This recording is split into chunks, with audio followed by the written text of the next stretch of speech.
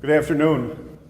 My name is Mike Burke. I'm the president of the NIBA, and it is my pleasure to welcome all of you today to our, it must be 7th, 8th annual New York Conference. Our first speaker today is Mr. Skip Shean, who is the owner and founder of 16 Wells. Skip is going to talk to us about marketing and lead generation. So without further delay, Skip. Thank you.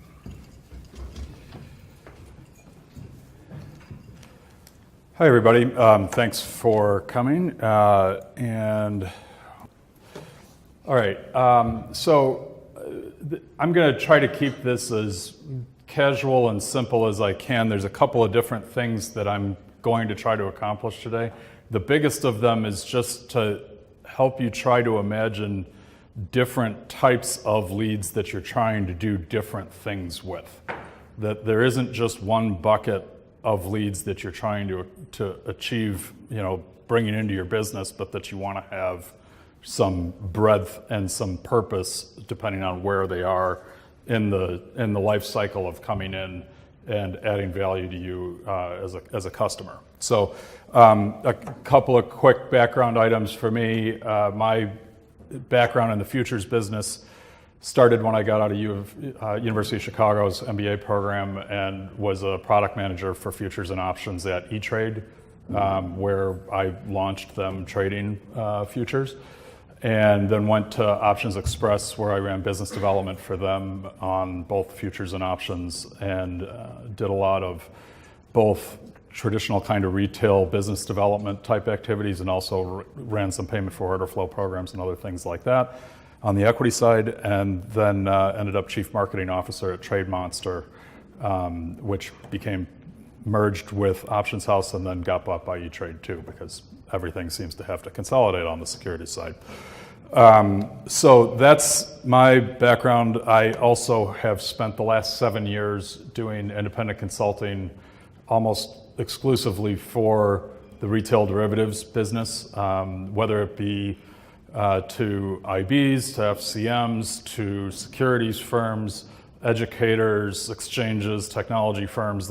Almost 90% of my revenue into 16 Wells comes from this business. So I have an understanding and appreciation for the regulatory hurdles that all of us have to go through to get things done, in the way that compliance can very often become the business prevention department, and we need to kind of keep that from being something that continues by making things work. Notably, I think for this conversation, I do a lot of email marketing with some of the more advanced platforms that are out there. I'm also a Google certified AdWords agency and do enough Facebook advertising spend that at this point I've crossed somewhere over $1 million of client ad dollars spent on Facebook advertising. And there are futures traders on Facebook. But it's the first conversation I have with nearly every prospective client is, yes, there's essentially every human being on the planet is on that thing, and you can get good futures leads out of there also. So today what we're really going to be talking about is just the top of the funnel. The reason I've got this diagram up here is that I'd really like you to recognize that getting the lead is barely the tip of the iceberg. If you really want to make your business go to the next level, you need to have something that's going to happen to keep that being a recycling machine that is going to keep talking to people who maybe it's not the right time for them when they first come to you as a lead and they're not ready to open and trade an account yet, or they might trade for a while and then kind of go away, and then how do you get them re-engaged and bring them back? And so there's a whole life cycle to this stuff that all of us know, particularly if you were around and in the business before it went essentially all electronic. There's the same kind of things that we're doing with digital marketing now, just like you used to have to do on the phone with clients way back when. And so building programs that will hit every one of those points in the life cycle is really important to have a holistic way of reaching a customer for wherever each individual one of them are. Okay, so there's essentially three basic problems that any business really has. You've got to generate leads. You've got to bring people in who are new. You really it's kind of been eliminated to be able to do direct lead buys and just drop names and emails and phone numbers into your databases and start marketing to them, which used to be okay, but the CAN spam laws and similar regulations around the world have made it very, very difficult to go to lead brokers and just buy lists. There are still a lot of very good ways to do things like that, but it ends up needing to be a little bit more creative around that lead generation part. And then once you get them, most of the time there needs to be some cultivation period that happens between when you first get that lead and when they're willing to do business with you. It's kind of an evaluation phase. And while you're cultivating those people, what you're basically doing is just trying to build that relationship with them. If you leave here and a guy walks up to a girl on the bar downstairs and says, "Would you marry me?" It's not a really good opening line. Going to somebody when you're trying to get a futures account and say, "Open an account now," the very first time you talk to them, it's an equally unsuccessful line most of the time. And the person who is willing to probably is not the best possible lead you could have gotten. So using that evaluation phase to demonstrate your expertise, to demonstrate your ability to service a customer well and all that kind of thing, really deepens that relationship and cements them so that when they do open that account, you've got that relationship with them for the long haul. And that's really where your lifetime value is going to escalate, okay? And then finally, that escalation is just trying to say, how do you market yourself on a continual basis to people that are already doing business with you? It's kind of counterintuitive, but an awful lot of the time, the biggest single revenue enhancer that you can do for your business marketing-wise is to actually market to the people that you've already got trading with you. There usually are ways that you could make additional offers that would bring in additional revenue to the firm and that kind of thing, just by continuing to remember that there's these people that are trading with you that might be willing to do something else too. So that's kind of the big picture there. Each one of these problems, though, whether it's the lead acquisition or the engagement with them or the escalation of them to that next level of value, it creates different problems for you as a business and to a certain degree to the customer themselves. So what you really are trying to do at the beginning is just acquire that audience. Okay, the hard part to be disciplined about is to really just try to get them to be paying attention to you, to add value to people before you're asking them to necessarily open an account.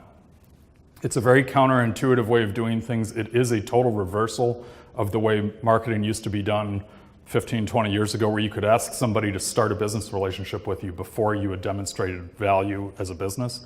It's completely turned around now. You have to show value before somebody's willing to work with you. It doesn't matter what the business is, and it's especially true when you're talking about money. People care more about their money than their health. And if you don't take the time to show them that you've got expertise and value that is going to be something of use to them, you're going to have an extraordinarily hard time getting them to open accounts. And when you're already dealing with somebody who has a resistance to filling out a form that might be 70 fields or whatever it is to open a brokerage account now, that's something that is already a daunting task. So you need to do everything you can to lower that wall of resistance. Okay, and then that convert phase is how to take that lead that you've started talking to and given some value to, and engage them in such a way that they just want to know more. They might want to know more about your business. They might want to know more about a specific contract that they're interested in trading. They might not understand how margin rules work. There's all kinds of different pieces of knowledge that you can really deliver in bite-sized chunks over a longer period of time than maybe you're used to. And by giving it to them one little crumb at a time, you're giving them the ability to understand things better, and you're showing them that you can talk to them with clarity. And that clarity creates trust on the part of the other party. Okay, and then finally in the onboarding, what you want to do is when you get somebody across that line where they start filling out that application or they've completed it and it's time to fund the account and that kind of thing, you want to make sure that that process happens precisely the same way every single time, that you've got an email system that is giving them exactly what the next step is, showing them where they are, and is something that with the way that email systems are these days, you can very, very easily run split tests to see, do we get a better open rate from people who have applied for an account with this subject line or that? Is it better to just send them an email that looks like it was written by one of us and ourselves, or is it better to have like a commercial looking email that has graphics and pictures and all that kind of stuff all over it? It will vary, by the way, from firm to firm. Just because one company has a very graphically designed email template that looks great and converts better than text for them does not mean that your firm might not do better with something that looks like it's a personal note from the head of operations or from the accounts department or whatever it might be. You've got to find what is your voice for your firm and the brand that you're putting out there, and have everything, even the operational messages, line up with that. Okay. So what I'm going to try to do for the rest of this talk is really focus on trying to give you something you can take and execute next week. Okay. I never really like these sorts of talks when they get too philosophical, too flowery, and don't give you something you can take and do.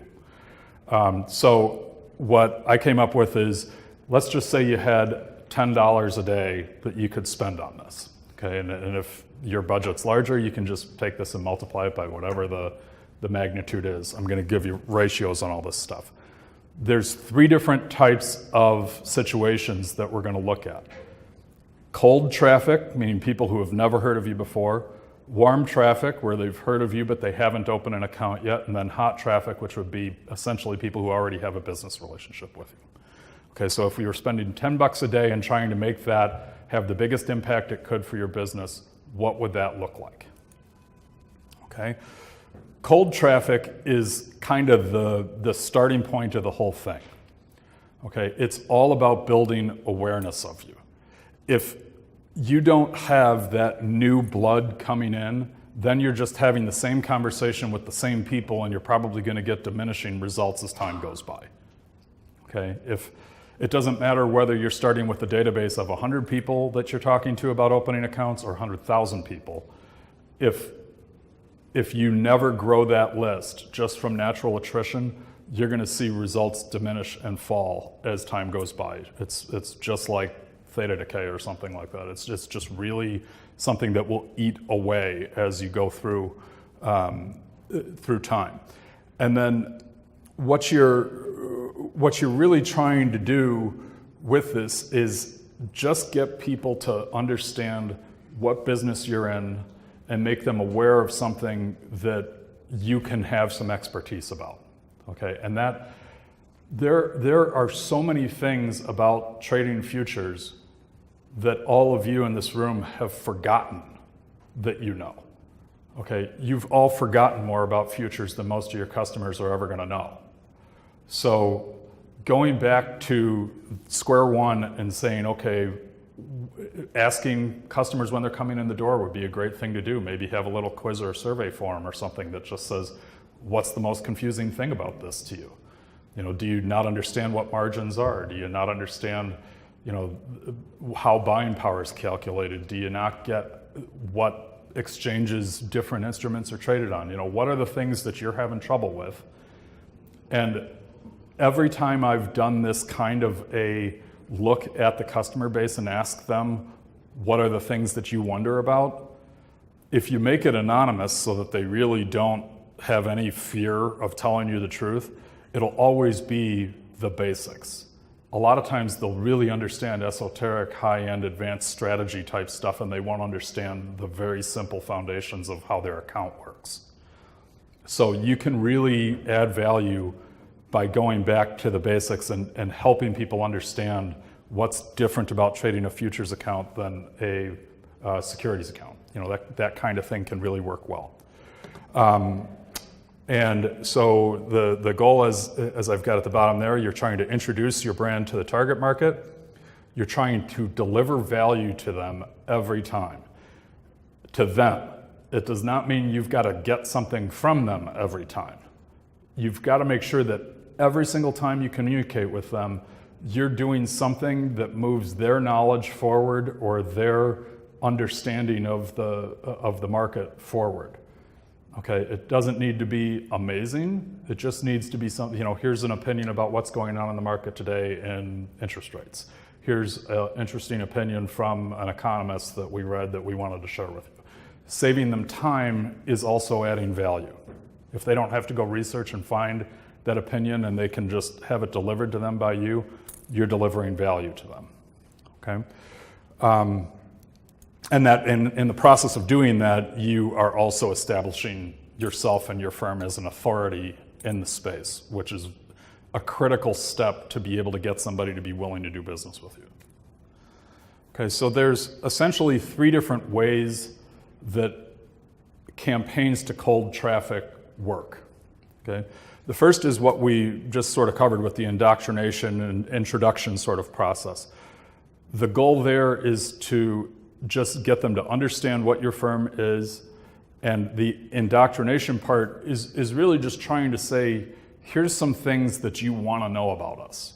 Maybe there's 3 or 4 pieces of content that you've created that have been sitting on your blog and they've been the most popular things that people read over and over again for a couple of years. Take those links and send them to people in a couple of different emails with a little summary of what the article's about. If people keep going and reading the things, even if you don't understand why that's valuable to people, they're reading it because it's valuable to them. So the data that you can get from platforms like Google Analytics, most people have Google Analytics on their website and most people never log in and look at the data.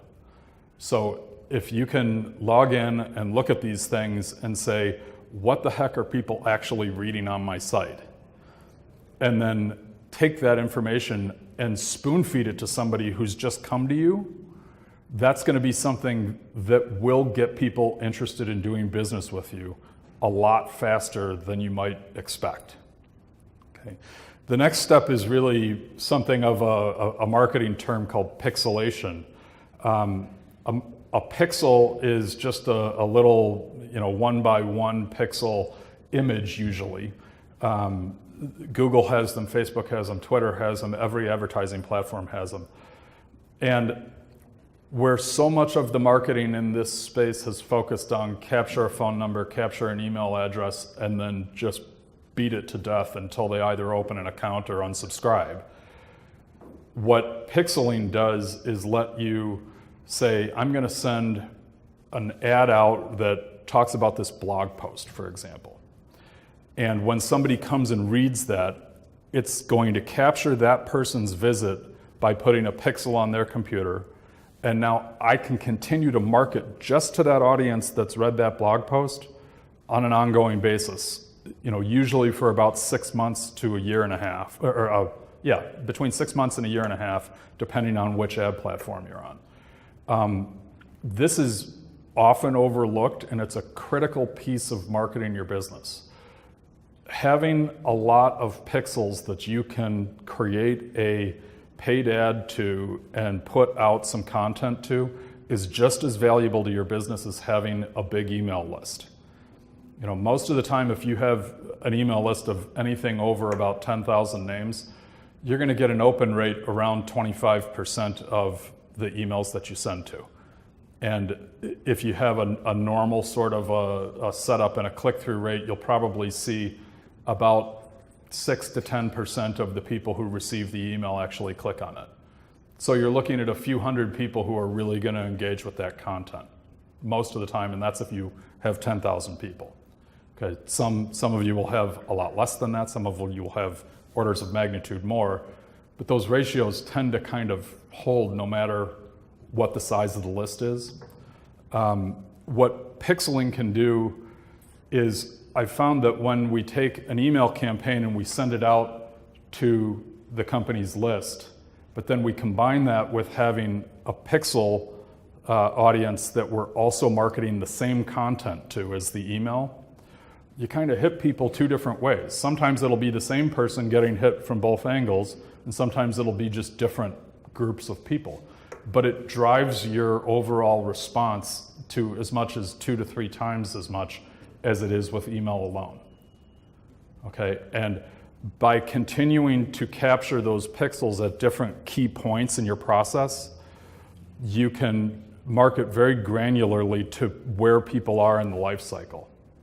So let's say that we started out and we put a pixel on somebody when they read a blog post, but then we put a different one on them when they clicked the open an account button on your website.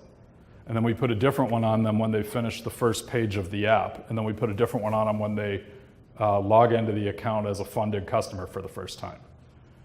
You could segment your audience by saying, I want it to be all the people who have clicked on the blog post, but subtract all these others so that it's just your cold audience. Or you could say, I only want to show this stuff to people who have at least started the app, get rid of all the others.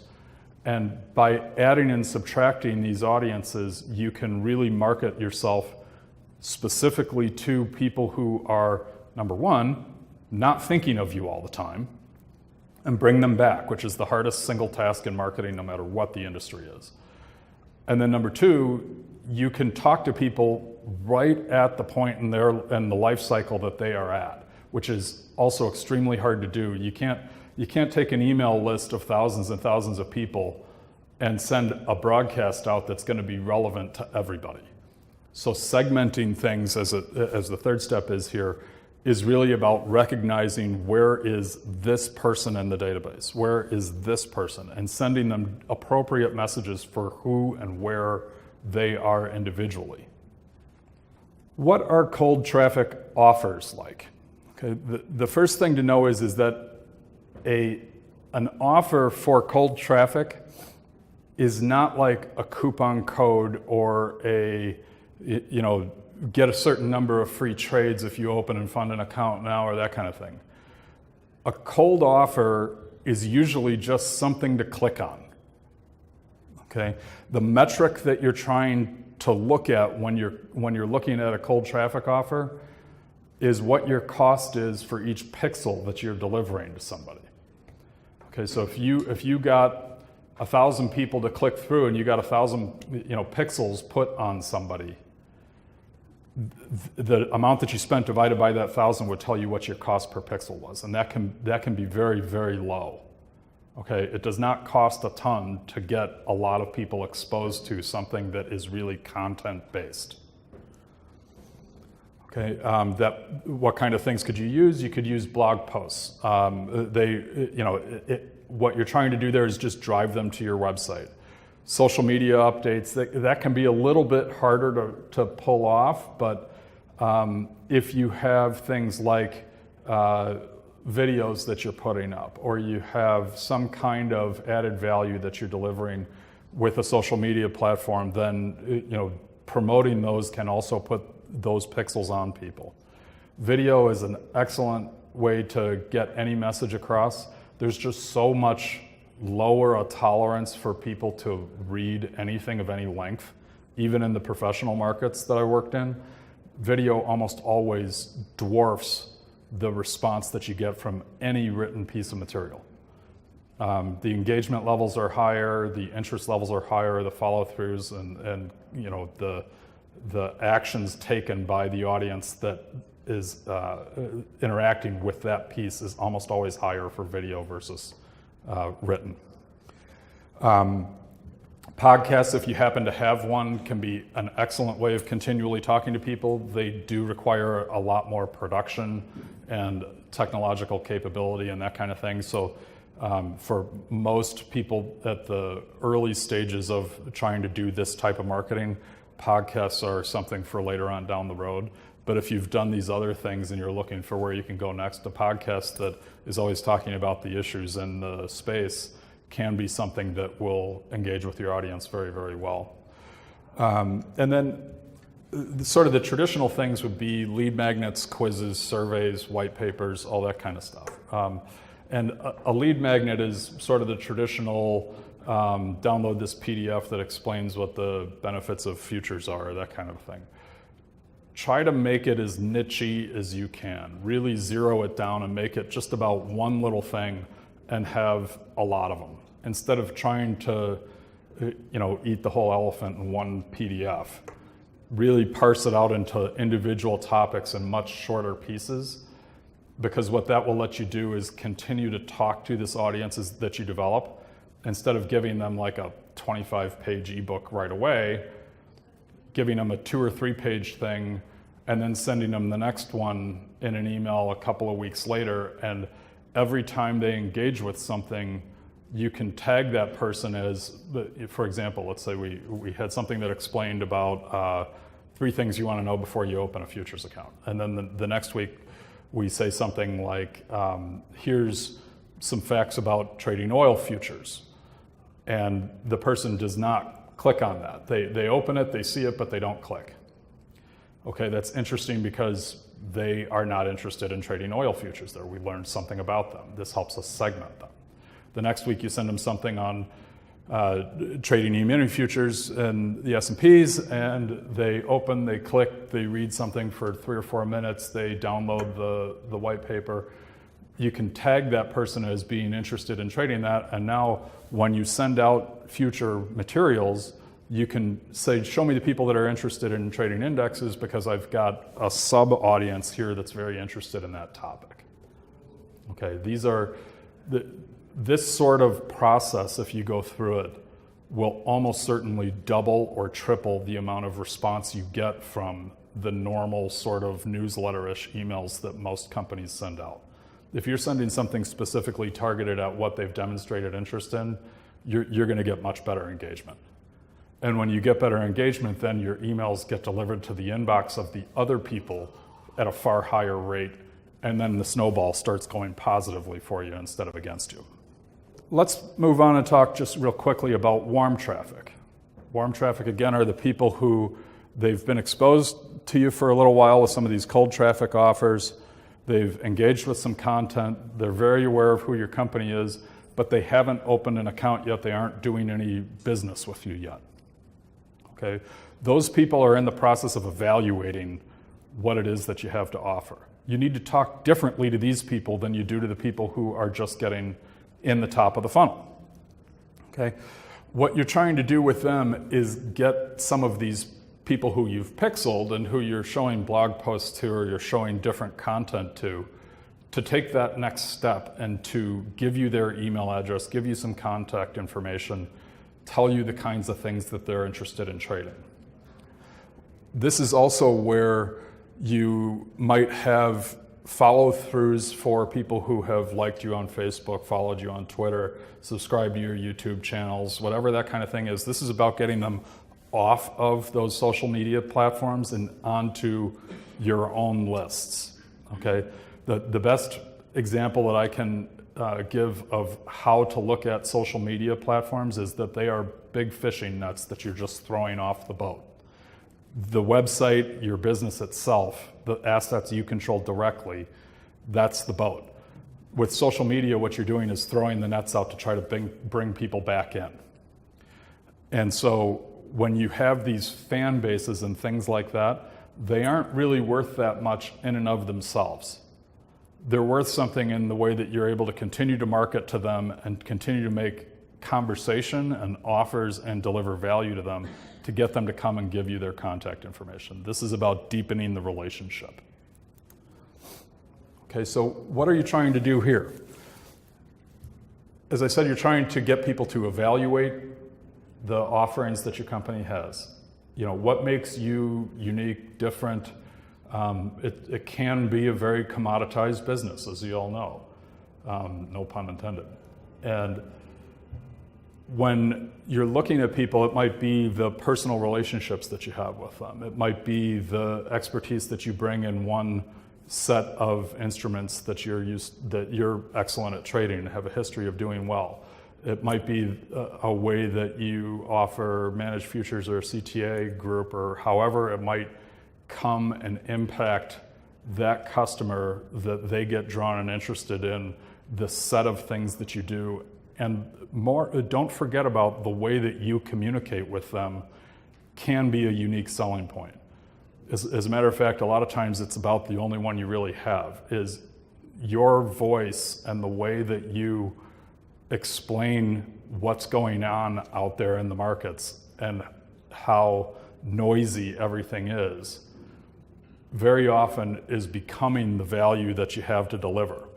You know, really simplifying things for people who are just trying to make some money trading. They almost don't care what they're trading if you can give them some clarity as to why they're doing something, what the value is, and how to extract some value for themselves out of participating in that market. You're doing something good for that customer. Okay, and their engagement level with your business, if you can keep that going up, you're moving them towards a decision point. Okay, the worst thing from a marketing perspective that can happen for you is you capture an email address and then they do nothing. Okay, they just wallow on your list for years. They never attend a webinar. They never open an account. They never fund it. They never place a trade. You want to force people on one side or the other of the fence. You don't want them to sit at the top of it. Okay, so it's a good thing to have people consistently unsubscribing from your email list. All right, this is kind of counterintuitive for a lot of people.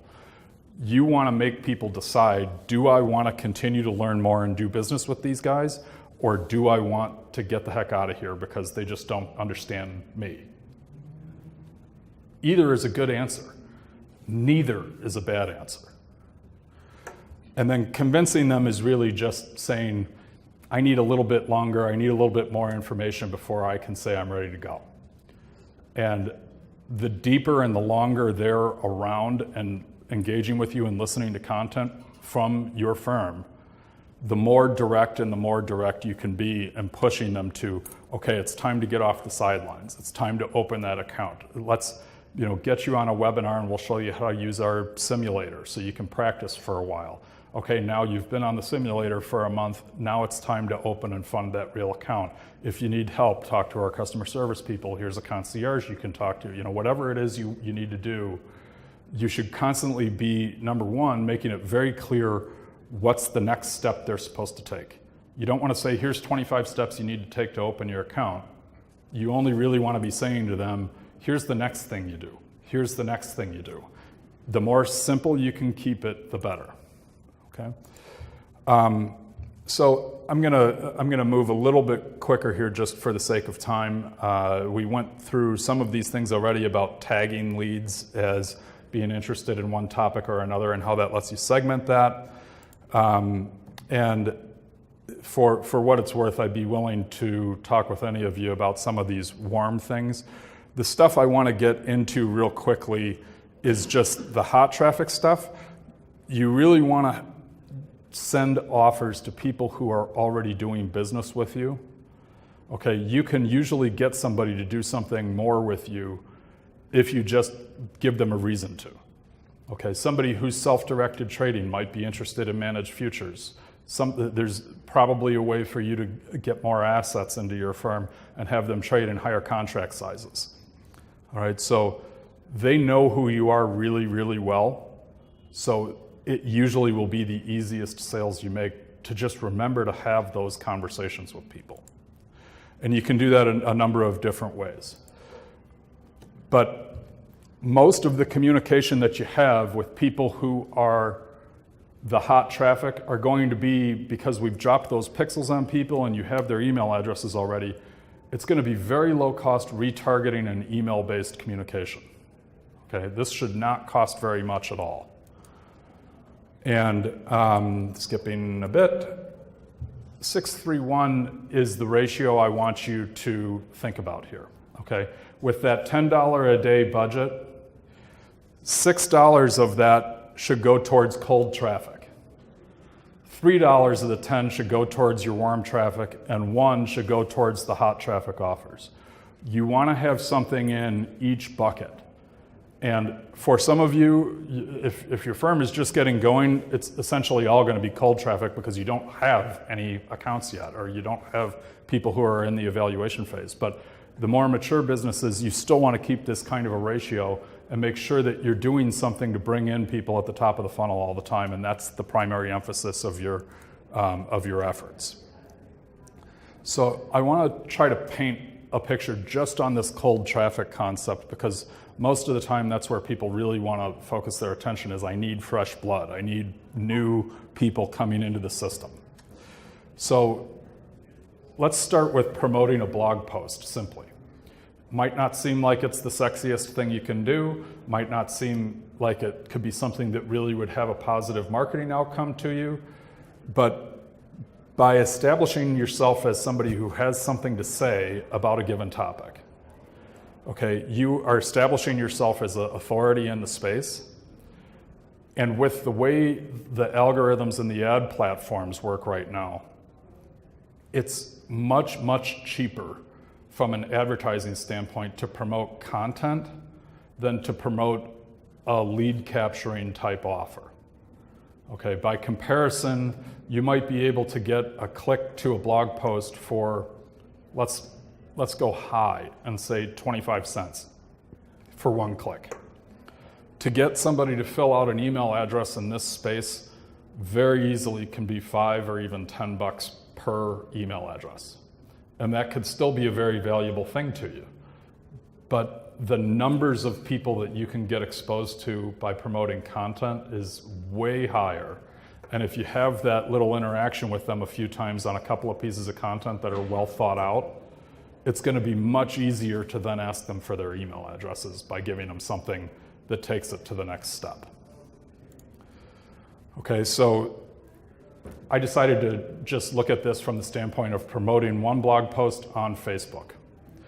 Okay, so we're going to spend $6 a day. We're going to look for an objective of getting clicks to the website, not emails captured, not impressions, nothing else. You're just trying to get people to click to the website. Why do we want them to click to the website? Because you want that pixel put on them.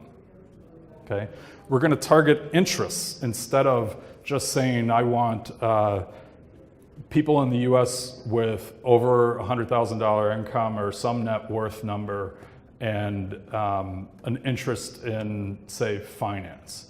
No, you really want to drill in a little bit harder on that. And what you're going to bid for this thing is based on the clicks. Facebook's platform and most of the others too will suggest a range of where the bid should be. You want to bid 5-6 cents above whatever the top end of that range is. That's not usually what you end up paying, but you want to make sure it gets shown. You want to make sure that it's getting a good number of impressions. And as it gets impressions and as it generates clicks, the cost of getting those clicks actually starts to plummet because it's getting high engagement. So it's worth bidding above the market. This is not like what we do with trading all day. So the way that I would tell you to think about the interests is to think of the phrase, but nobody else would. Okay, if I was trying to target golfers, you might think, well, if I'm looking for an interest, maybe I'll target Tiger Woods. Okay, but he's an international celebrity. Everybody knows who he is, even people who don't have any interest in golf whatsoever. If you were thinking of this as a futures business, somebody who's interested in buying mutual funds from their local bank is not going to be a good target for you. Okay, likewise, you might say, okay, fine, not Tiger, maybe Phil Mickelson. Okay, and he's less well known as Tiger, but still, you know, my sister, who has no interest in golf whatsoever, shows up and sees me and my dad watching a tournament or something like that. She has some awareness of who he is. But Bubba Watson, she has no clue who he is. The only way that you would know who Bubba is if you are really into golf and it's your thing. Okay, think of this the same way. If you're going out and you're promoting futures trading and you're talking to people about, something to do with securities. I see this all the time where firms that I'm working with that are futures firms are actually talking about things that are trying to talk to a general investing audience, don't do that. Focus in on a really small niche of people that you are positive are interested in futures trading. You know, maybe it's somebody that has clicked like on the CME's Facebook page, or they've engaged with some tweets that are on off the ICEs, or whatever it might be. They've got some kind of a connection to futures, and that's going to be your audience no matter what else they are. There's somebody who's already interested in the space in one way, shape, or form, even if they've never placed a trade. Okay, so when you do that focusing that down, that's going to help you get better results than anything. If you ask later, and I've got a link at the end of this, you'll be able to get all these slides, so I'm going to skip about how to do the targeting, but this gives you a couple of ideas of how you could come up with what those interests would be for you. There's also some information here about what like the ad looks like on the left, and then how similar it looks to the blog post that it goes to on the right. Note that the images are the same, the headlines are the same. There's actually an attempt to digest what the article is in the ad so that you're delivering some value before somebody clicks and setting the expectations of what they're going to get when they click through. Okay, and when we go through the final here, what you really want to do is make sure you're differentiating between those different types of traffic, cold, warm, and hot. Remember that they have different needs, they're at a different point, and you don't want to ask somebody to marry you on the first date. Don't go straight for that open an account. It's going to get very poor results. Okay, so how do you implement it this weekend? If you'd like to get, I've got a little guide to how to lay out these ads that gives you like call outs for how to think of the headlines, how to think of what image to use and all that kind of stuff. If you'd like to get this from your PDF, you can pull your phone out. If you send a text to that number right there with NIBA NYC, it'll just respond back, ask you for your email address, and deliver it to you. If you have a browser in front of you, you can also go to that URL down at the bottom there. And then what this is going to do, there's two different ways you can put it to use. You can download the graphic, you can create the ads, create your audiences, all that kind of stuff. Start with a small budget, see how it goes.